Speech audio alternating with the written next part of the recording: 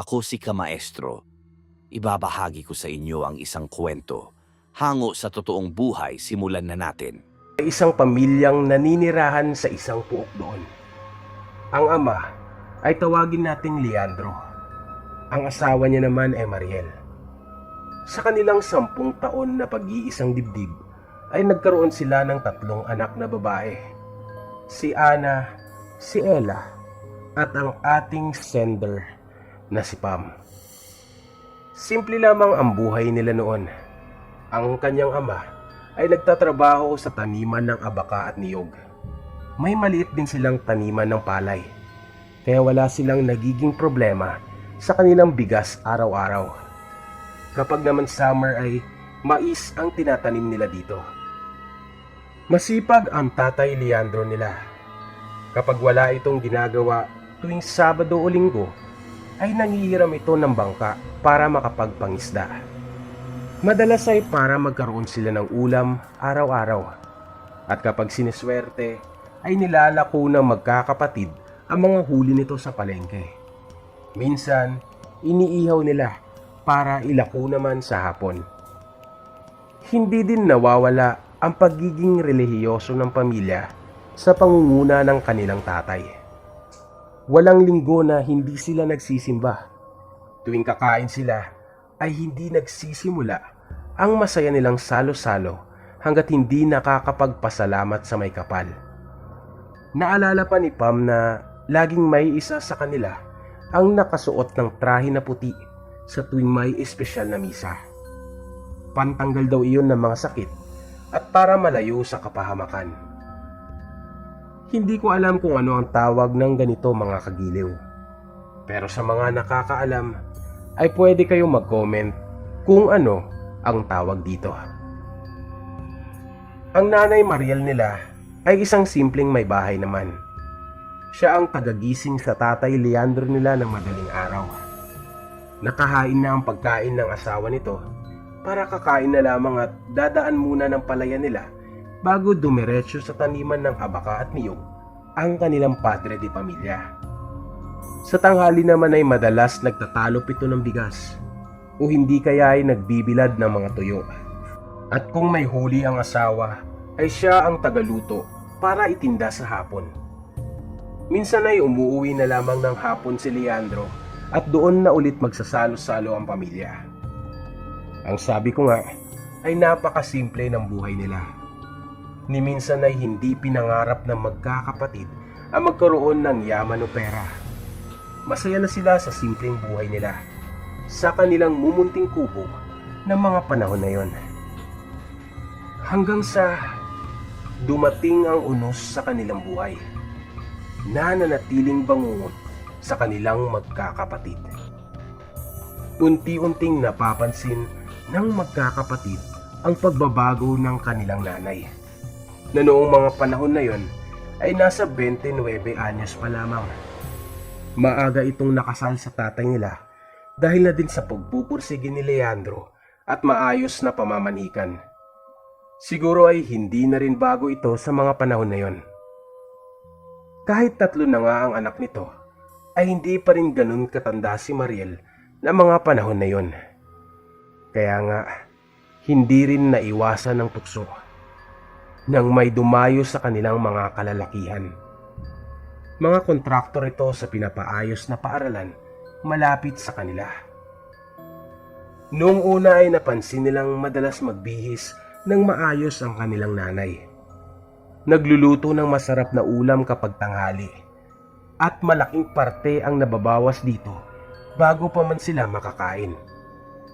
Minsan ay nawawala ang nanay nila mula tanghali hanggang hapon. Babalik na lamang ito bago pa man makauwi ang kanyang tatay. Minsan ay magigising na lamang ang magkapatid isang madaling araw na nagbabangayan ang magulang nila dahil hindi nakagising si Mariel para magluto. Naging usap-usapan sa lugar nila ang kanyang nanay, na madalas nga ay nakikitang pumupunta sa likod ng eskwelahan kung saan nagkaroon ng temporaryong tirahan ang mga kontraktor.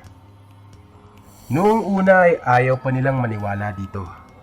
Ilang beses pa silang nakipag-away sa mga klase nilang nang aasar sa kanila tungkol sa ganitong issue.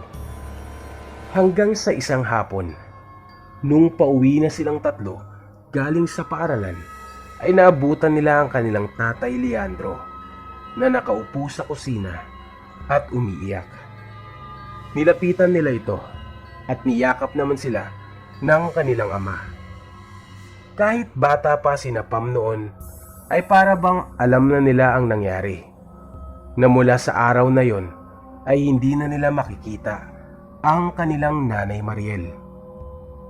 Nakumpirma nga na sumama ito sa isa sa mga kontraktor. Ang sabi nila ay taga Nueva Vizcaya daw ito. Ang sabi naman ng iba ay taga Bohol. Kaya nga nung mga panahon na yon ay madalas din ang punta ng tatay nila sa karatig lugar ng Bohol. Siguro ay nagbabaka sakali na makita at makausap ang kanyang misis. Pero umuwi itong makailang araw na tulala at bigo. Kung gaano sila kasaya noong mga nakaraan, ay ganun na lamang kabilis na parang umikot ng pabaliktad ang mundo nila. Napabayaan na sila ng kanilang tatay. Madalas itong umuuwing lasing. Minsan ay hinahatid ng mga kainuman niya. Tanghali na rin itong nagigising kaya napipilitan na magkapatid na sila mismo ang tumingin sa kanilang palayan. Kasama ang kapatid ng tatay nila na noon ay kapitbahay lamang nila. Ilang beses na lamang sa isang linggo kung pumasok ang magkapatid. Akala nila ay ito na ang pinakamahirap na pagsubok na mararanasan nila. Pero hindi nila inasahan na magiging bukas ang oportunidad na ito sa mga nilalang na nagtatago sa dilim. Simula nang masira ang pamilya nila, ay nakakalimutan ng tatay nila ang magsimba o magdasal na lamang sa hapagkainan. Kapag naman ang magkapatid ang pupunta ng simbahan o di kaya ay magsisimulang magdasal bago kumain, ay ganun na lamang ang pagkaiwas ng tatay nila dito. Minsan ay napapalo silang magkapatid at sinasabihan na wala nang rason para maniwala pa sa kung ano-ano. Mula noon ay nagsimula nang makaramdam si Pam at ang kanyang mga kapatid ng kababalagan sa kanilang bahay. Madalas, kapag palubog na ang araw, ay may mga anino silang nakikita sa gilid ng kanilang paningin. Kapag nililingon nila ito, ay kusang nawawala. Magigising din sila ng mga madaling araw sa mga bulong-bulungan na naririnig nila sa gilid ng kanilang bahay. Kapag naman sinisilip nila ito, ay wala silang nakikitang mga tao. Ilang araw din nilang napapansin na parang wala na sa katinuan ng kanilang tatay. Madalas, bago sila umalis para pumasok at pagka-uwi galing sa eskwela, ay iisa lang ang nakikita nilang ginagawa ng kanilang ama. Ang hinahasa ang kanyang itak. Tulala ito habang kinukuskus ang talim ng itak nito sa kanyang hasaan. May mga panahong galit ito at tinatanong sa kanila kung may nakita ba silang nagpuputol ng kanilang tanim na saging o sanga ng kanilang santol. May palagay silang si Leandro din ang gumagawa noon. Pero ang nakapagtataka ay kung bakit wala siyang maalala. Ang akala nila nung una ay nagsisimula ng masiraan ng loob ang kanilang ama. Hanggang sa ang kapatid ni Pam na si Ella mismo ang nagkaroon ng karanasan sa itak na iyon. Nung araw na yun ay si Ella ang nakatoka na hindi pumasok para magbantay ng bahay. Si Pam at Ana noon ay kakauwi lang din galing sa eskwela. Sa likod ng bahay ng magkapatid ay may isang balon na igiban nila ng tubig. At ang tatay Leandro nila mismo ang nag-ukay kasama ng kanyang lolo at mga kapatid. Pagpasok nila sa bahay ay napansin na nga nila agad na wala si Ella. Bukas ang malaki nilang banga na pinupuno nila ng tubig tuwing hapon. Kaya inisip nila na nagigib lamang ito. Maya-maya pa ay narinig nila ang sigaw ng kanilang tatay. Tumakbo naman agad sila sa likuran kung saan nanggagaling ang sigaw. At doon ay nakita nilang hinahatak ng tatay nilang si Leandro ang kapatid nilang si Ella. Basang-basa ito, na animo ay parang lumusong sa tubig. Tulala lamang ito at namumutla. Agad namang pinakuha ng tatay nila ang magkapatid ng damit at tuwalya para palitan itong si Ella. Nang mahimasmasan ay umiyak na lamang ito ng malakas. Ayon sa nakakita, si Ella daw ay nakaupo lamang sa gilid ng balon. Basang-basa ito at unti-unting nilalapit ang sarili na parang tatalon. Buti na lamang at naagapan ito ng kanilang ama at nahatak agad bago pa man mahulog. Inapoy ng lagnat si Ella. Ang nakakatakot dito ay tumatawa ito habang nanginginig sa lamig. Buong magdamag itong iyak tawa na hindi mo alam kung ano ba ang nangyayari. Agad namang nagpatawag ng manggagamot ang kapatid ni Leandro. Pagkatapos pakalmahin at mahilot ang bata, ay nag-usap ang manggagamot, ang tatay nila at ang kapatid nito sa kusina. Doon daw ay galit na galit ang kapatid ng tatay nila dahil nga sa naging pagbabago ni Leandro. Ayon kasi sa manggagamot, ay unti-unting naaamoy na mga nasa dilim ang depresyon nito at ang pagtalikod nito sa may kapal. Walang imik noon ng kanilang ama at buong magdamag na naroroon at nagbabantay ang kapatid nito. Matapos gumaling ni Ella, ay naikwento nito ang mga nangyari noong araw na yun. Ayon sa kanya, ay mag-iigib nga siya noong hapon. Nang bigla na lamang nahulog umano ang itak ng tatay niya na nakasabit lamang sa tabi ng banga. Pinulot niya ito para ibalik sa pagkakasabit. Pero parang hirap umano siyang bitawan ng mga oras na yon ang sinasabing itak. Lalong nanindig ang mga balahibo nito nang may marinig siyang boses ng isang bata na bumubulong umano sa kanyang tenga. Parang sa gilid niya lamang ang kung anong nilalang na iyon, pero hindi niya magawang lumingon. Una ay inutusan siya nitong maglakad papunta sa balon. Wala siyang kontrol na mga oras na yun sa kanyang mga galaw. At para bang iba na ang naghahawak nito. Para siyang nananaginip at nakikita ang sarili niya na naglalakad. Maya-maya pa ay napansin niya na lamang na nakaupo na siya sa balon. At para bang may mga kamay sa ilalim na gusto siyang hatakin at abutin. Pagkatapos nun ay doon na niya narinig ang sigaw ng tatay niya. Hindi pa rin siya makagalaw pero ramdam niyang parang gumaan ang bigat sa dibdib niya. Naging kumbinsido si Napam na may mali nga sa itak na iyon. Dahil nga sa simula pa lamang ay parang wala na sa ulirat ang kanyang tatay kapag hinahawakan ito. Nag-iiba ang aura, nanlalalim ang mga mata nito at may konting ngiti sa bibig, lalo na kapag hinahasa niya ito.